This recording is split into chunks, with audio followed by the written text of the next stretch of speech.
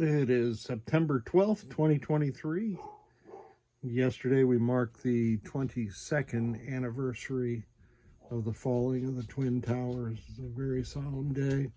And I hope everyone around the country was able to observe that. My dog is upstairs. Apparently UPS is here, but something different before I get into today's repair video. This is a lithium-backed NVRAM, part number you can see there. And it came off of a CapCom BrakeShot MPU. And the client asked me to replace that lithium-backed NVRAM with a regular NVRAM. So these things have a spec life of 11 years. This one has, I'm sure there's a spec life, but it's probably longer than 11 years. The reason that this one lasts only 11 years is because it's a battery, and batteries eventually wear out. So I have installed a socket and I have replaced that NVRAM.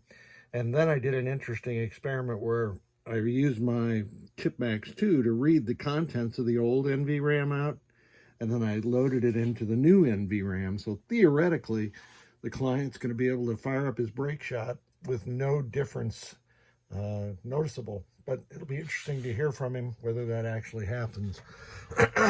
He also sent me a Twilight's own WPC PowerDriver board and MPU. The MPU was in for NVRAM install, and I will note that on Twilight's own, when you install NVRAM and you remove the battery backing, the playfield clock toy no longer will move to the current time of day, assuming you've set it during a track mode. That's a fair trade-off for me. This battery holder had some alkaline corrosion on it already, so good riddance is what I say. Even in my Twilight Zone, I have NVRAM. So NVRAM installed. I cleaned up the through holes on W11 through 18 where appropriate. It's just an OCD thing of mine.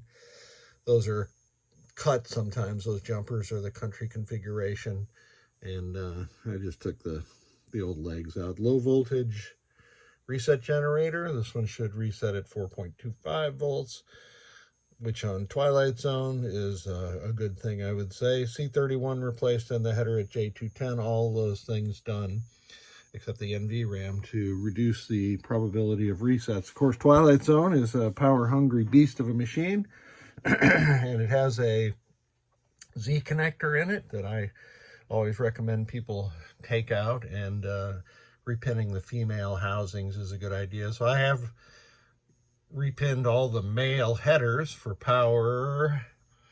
Another power. This is where the unregulated 12 comes in. And this is where power goes out to the system. And these three are general illumination connectors. I've replaced C5 and C4. Both of those are in the 5-volt generation circuit. And C2, which these days is a little long in the tooth, sometimes leaks and destroys those traces underneath it, as I had shown in a video just yesterday or so. So this thing is ready to test, and I've already done the test, but let's do them one more time. It's got to test both the MPU and the driver board, since they both came in, and the switch matrix is fully operational. You can test the coin door switches also, very nice. Let's move on to solenoids.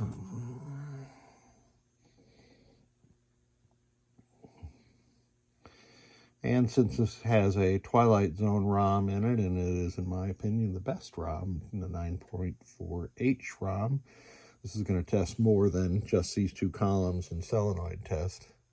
I'm going to hop over here and catch a few other ones. Now it's into the clock forward and clock back tests. And those solenoids are driven by the 8 driver board, which is in the upper right-hand corner of the head. So I cannot test those. General illumination. Booyah.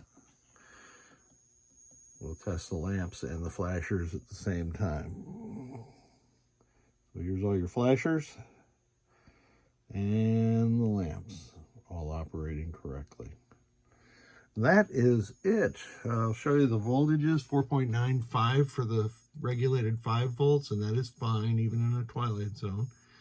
11.8 for the regulated 12, 14.9 for the unregulated 12, 21 for flash lamps, and 72 for coils. So we are good to go. I thank you so much for sending all three of these boards in, and please do provide some feedback on this BrakeShot MPU. Thanks again.